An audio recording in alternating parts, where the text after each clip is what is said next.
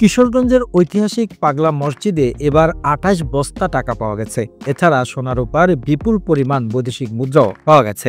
সকালে পাগলা মসজিদ পরিচালনা সভাপতি ও জেলা প্রশাসক ফৌজিয়া খান, পুলিশ সুপার মোহাম্মদ হাসান চৌধুরী, সেনাবাহিনীর ক্যাপ্টেন মোস্তফা, মসজিদ কমিটির সদস্য সচিব ও সদর উপজেলা নির্বাহী অফিসার এরশাদ মিয়া সহ জেলা প্রশাসনের ঊর্ধ্বতন কর্মকর্তাদের উপস্থিতিতে দান বাক্সগুলো খোলা হয়।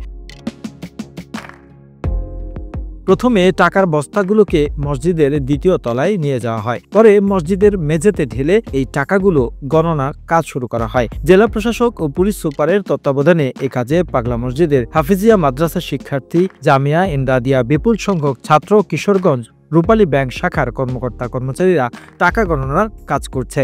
নিরাপত্তা ব্যবস্থা বিরাজমান আছে, আমাদের পুলিশ সদস্যরা আছে, আইনশৃঙ্খলা বাহিনী, আনসার, আমরা আছি, সাথে আনসার এবং আর্মি ইউনিটও আছে, সকলে কাজ করছি। নিশ্চিত নিরাপত্তা ব্যবস্থা বিরাজমান।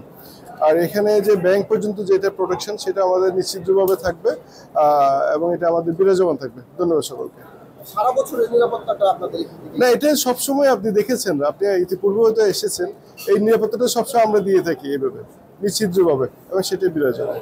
কিশোরগঞ্জের ঐতিহাসিক পাগলা মসজিদের দানবাক্সে টাকা ও বিপুল পরিমাণ স্বর্ণালঙ্কারের সঙ্গে পাওয়া যায় চিঠি এবং চিরকুটও। এবারও সেখানে নাম পরিচয়হীন অজ্ঞাত এক ব্যক্তির চিঠি সামাজিক যোগাযোগ মাধ্যমে ভাইরাল হয়েছে। ওই চিরকুটে লেখা রয়েছে, পাগলা চাচা, শেখ হাসিনা কোথায়? পাগলা মসজিদের দানবাক্সে টাকার সঙ্গে মনোবাসনা পূরণের আকাঙ্ক্ষায় এমন চিঠিও পাওয়া যায় প্রতিবারই।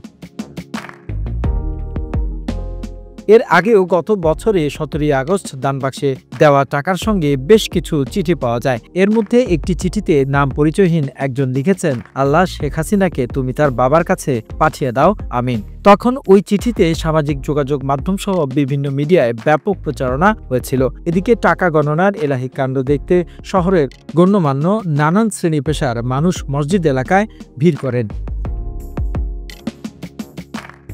The news Bangladesh desk report.